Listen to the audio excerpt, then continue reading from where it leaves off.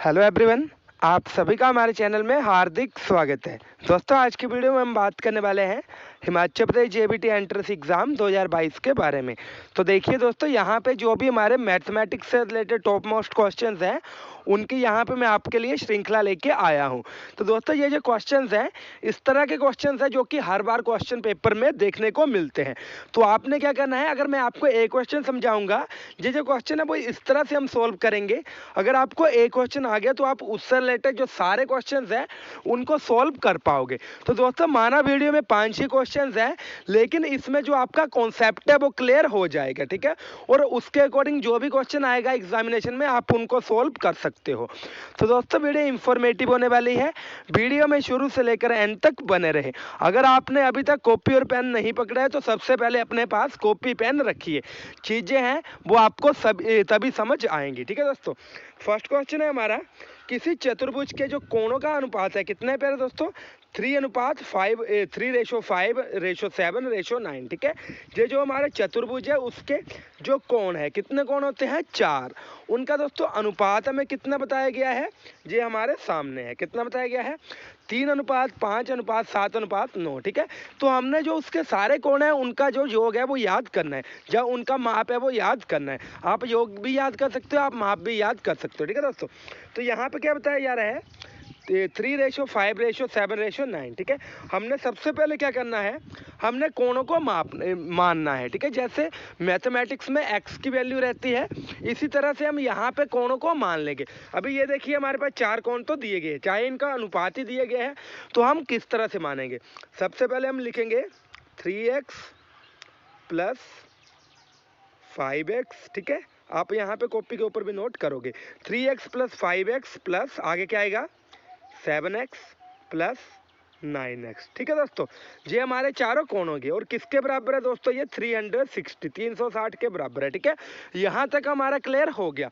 अभी हमने क्या करना है, इनको प्लस कर लेना। 5 3 8, 8 7 15, 15 तो 9, कितने हो गए दोस्तों, यहाँ पे 24। हमारे पास यहाँ पे कितना है, 24x इक्वल टू 360, ठीक है दोस्तों। अभी यहाँ पे ये हमारा मल्टीप्लाई है, जैसे ये लिखा है 24x, तो इसका क्या मीनिंग होगा, जो x है वो 24 के साथ मल्टीप्लाई कर रहा है। तो अभी हमने x की वैल्यू निकालनी है कि अभी तक हमारे पास क्या है, 24x इक्वल टू 360, इस तरह से आया 24x इक्वल टू 360। तो यहाँ पे हमने x की वैल्यू निकालनी है। x क्या आएगा हमारा, 360 डिवाइडेड बाई 24, ठीक है दोस्तों। तो यहाँ पे इनको काट कर कितना आएगा हमारे पास, 15। कितना आ गया हमारे पास, 15। तो यहाँ पे जो हमारा x है उसकी वैल्यू कितनी निकल गई प्यारे दोस्तों, 15। अभी हमारे आगे की गेम है। आगे हमारे पास क्या है, जैसे हमने ये लिखा था 3x, तो इसका सीधे तौर पे क्या मीनिंग आ गया, 3 मल्टीप्लाई बाई x की वैल्यू कितनी आ गई, 15। यहाँ पे 5x लिखा था, वहाँ पे क्या आ गया हमारा, हमने लिखा था 5x, ठीक है। तो कितना आ गया हमारे पास, 5 मल्टीप्लाई बाई 15। इसी तरह से 7x का क्या बना था, 7 मल्टीप्लाई बाई 15। 9x का क्या बना था, 9 मल्टीप्लाई बाई 15, ठीक है प्यारे दोस्तों। अभी आपने इनको सोल्व करना है। जो हमारा पहला कोण है वो क्या आएगा दोस्तों, 3 × 15। दूसरा कोण आएगा 5 × 15, तीसरा आएगा 7 × 15, चौथा आएगा 9 × 15। तो आपने इनका जो आंसर है वो कमेंट बॉक्स में लिखना है। आपको मैंने तरीका बता दिया है, आपने इसी तरह से करना है, ठीक है दोस्तों। आगे प्यारे दोस्तों, हमारे पास किसी त्रिभुज के जो कोण है उनका जो अनुपात है कितना है, 2:4:6, ठीक है। इस तरह से इसका अनुपात दिया गया। तो यहाँ पे भी हम सेम करेंगे, 2x + 4x + 6x, ठीक है। तो यहाँ पे हमने एक चीज़ याद रखनी है कि जो त्रिभुज के तीनों कोण है उसका जो माप है कितना रहता है, 180, ठीक है। तो यहाँ पे इस तरह से हमारी इक्वेशन बन गई, 4 2 6, 6 6 12, 12x इक्वल टू 180, ठीक है दोस्तों। तो इस तरह से हम x की वैल्यू निकालेंगे। ये क्वेश्चन है मैं आपको होमवर्क के लिए दे रहा हूँ। अभी आप सोच रहे होंगे कि सर हमें आंसर नहीं बता रहे। दोस्तों, यही तो मेन चीज़ है, ठीक है। मैंने आपको प्रोसेस बता दिया, आपने जो आंसर है वो खुद निकालना है। इससे क्या होगा, आप में कॉन्फिडेंस आएगा, ठीक है दोस्तों। तो आपने फर्स्ट क्वेश्चन का भी, सेकेंड क्वेश्चन का भी जो आंसर है वो आपने अपने आप निकालना है। आपने सिर्फ क्या करना है, इनको मल्टीप्लाई करना है। बाकी जो चीज़ें मैंने आपको बता दी है, यहाँ पे भी सेम रहेगा। अभी जैसे हमने x की वैल्यू निकाली है, x की वैल्यू कैसे निकलेगी, 180 अपॉन 12। इस तरह से x की वैल्यू निकल जाएगी।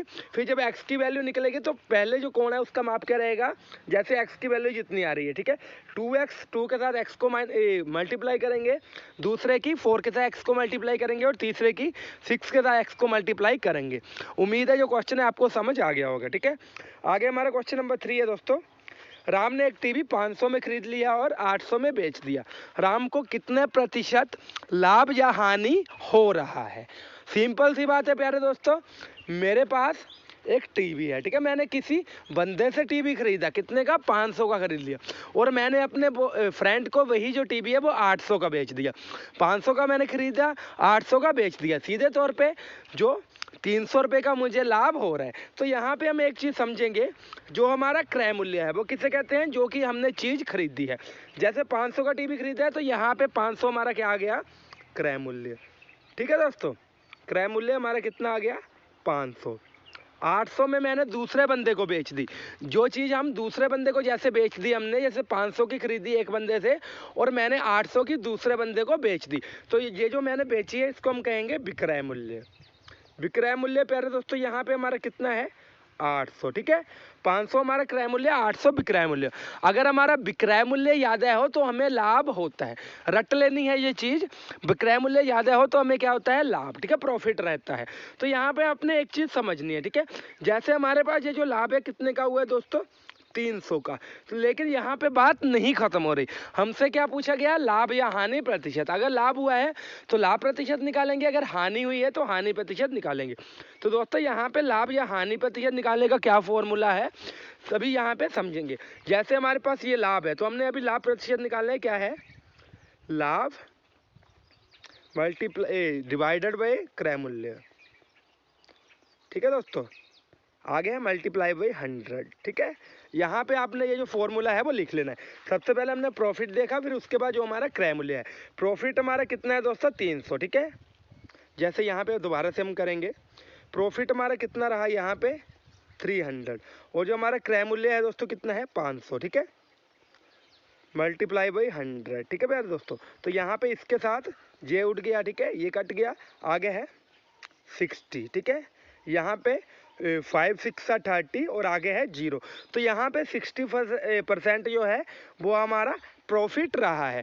तो इस तरह से आप लाभ या जो हमारी हानि है उसकी परसेंटेज निकाल सकते हो। किस तरह से, सूत्र है सिंपल सा, लाभ अगर आपको हानि हुई होगी तो आपने हानि लिखना है, हानि डिवाइडेड बाय हमारा जो है क्रय मूल्य, ठीक है, मल्टीप्लाई बाय 100।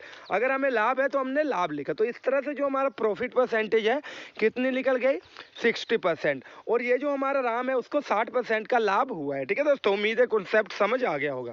आगे प्यारे दोस्तों, 45 का पूरक कोण क्या होगा। Most and most important question है। इस तरह के जो क्वेश्चन है दोस्तों आपको हर एक एग्जाम में पूछे जाते हैं। सिंपल सी बात होती है, लेकिन आप ये जो क्वेश्चन है उसको स्किप करके आते हैं। तो यहाँ पे मैं आपको बता दूं, ये जो हमारा पूरक कोण होता है इसकी जो वैल्यू है वो कितनी रहेगी, 90 डिग्री। ठीक है दोस्तों, 90 डिग्री। अभी यहाँ पे 45 दिया गया है, हमने क्या करना है, जैसे ये जो हमें चीज़ दी गई है उसको 90 में से माइनस कर लेना है। जैसे 19 माइनस कितना दिया गया है, 45। तो जो 45 है उसका पूरक कोण कितना रहता है, 45। ठीक है, सिंपल सी बात है, 90 में से 45 को माइनस करेंगे 45 ही आएगा। उम्मीद है जो कॉन्सेप्ट है आपको समझ आ गया होगा। ठीक है दोस्तों, आगे है 80 का संपूरक कोण क्या होगा। पहले हमने पढ़ा पूरक कोण, कॉपी के ऊपर नोट आपने क्या करना है, पूरक कोण इक्वल टू 90 डिग्री, और जो संपूरक कोण है उसकी वैल्यू कितनी रहती है, 180 डिग्री, 180 डिग्री। ठीक है दोस्तों, तो यहाँ पे हमने 80 का संपूरक कोण निकालना है। ये जो क्वेश्चन है आप अपने आप सोल्व करेंगे। 80 में हम कितने ऐड करें कि जो इसकी वैल्यू है वो 180 आएगी। ठीक है, पहले हमने 45 में कितने ऐड करे कि जो हमारी वैल्यू है वो 90 रहेगी, हमने 90 का निकालना था। अभी यहाँ पे सेम चीज़ है, 80 में हम कितने ऐड करें कि इसकी जो वैल्यू है वो 180 आ जाए। इसका जो आंसर है आपने कमेंट बॉक्स में लिखना है। ठीक है दोस्तों, आगे हमारे पास एक मोस्ट इंपॉर्टेंट क्वेश्चन है। इस तरह का जो क्वेश्चन है दोस्तों आपको हर बार एग्जामिनेशन में पूछा जाता है। क्या है, हमारे पास श्रेणी है, कितनी दी गई है, 2 4 6 8 और हमसे पूछा गया है इसकी जो 17th टर्म है उसको हमने निकालना है। तो देखिए दोस्तों इस तरह का जो क्वेश्चन है, ठीक है, जैसे हमारे पास ये जो टर्म है हमने कौन सी निकालनी है 17, तो हम यहाँ पे लिखेंगे T17। कौन सी टर्म हमने निकालनी है 17। तो दोस्तों इसका जो फॉर्मूला है क्या रहेगा, a plus n-1 into D. ठीक है दोस्तों, तो यहाँ पे सबसे पहले हमें a पता होना चाहिए कि क्या रहता है। a हमारा होता है दोस्तों जो हमारी फर्स्ट टर्म है, तो यहाँ पे जो a है हमारा क्या रहेगा 2। ठीक है, आगे दोस्तों हमारा n हमारी वो वाली टर्म है जो कि हमने निकालनी है। यहाँ पे कौन सी टर्म हमने निकालनी है 17। अगर यहाँ पे 20वीं जो टर्म है वो पूछी गई होती तो यहाँ पे 20 आना था, अगर 5वीं टर्म पूछी गई होती 5 आना था, अगर 10वीं पूछी गई होती तो 10 आना था।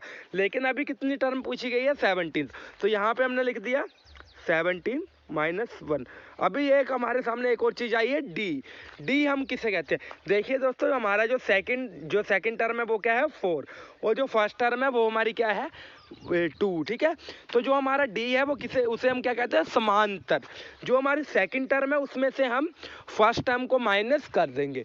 माइंड में रखना है, सेकंड टर्म में हम फर्स्ट टर्म को माइनस कर देंगे। क्या है 4 - 2 कितना आ गया दोस्तों यहाँ पे हमारा 2। ठीक है, तो इस तरह से हमारी इक्वेशन बन गई। किस तरह से हमारी इक्वेशन बनी, जो क्वेश्चन है उसको अभी तक हमने कहाँ पे सॉल्व करा है 2 प्लस 17 - 1 कितना आ गया 16, आगे हमारा दोस्तों कितना 2। ठीक है, तो यहाँ पे हमारे पास इस तरह से जो इक्वेशन है वो बन गई है। अभी आप यहाँ पे देखिए 16 2 कितने आ गए दोस्तों हमारे 32। यहाँ पे बना 2 प्लस 16 2 हमारे कितने आ गए 32।